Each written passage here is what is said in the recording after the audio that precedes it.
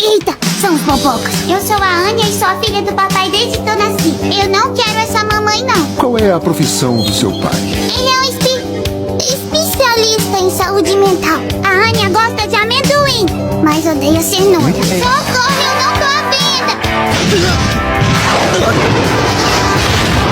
Gato preto não dá azar, é superstição. Papi, O que é que foi? a Anya pisou no cocô. Amendoim! Só estiquei o braço, ele que veio na minha mão. Mentirosa! Endereço? É onde você mora. Eu moro aqui. A Anya queria tanto uma mamãe, um espião, uma assassina. Isso é legal demais.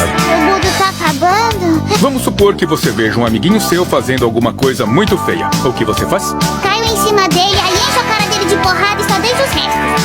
Me desculpa. Foi porque eu pisei no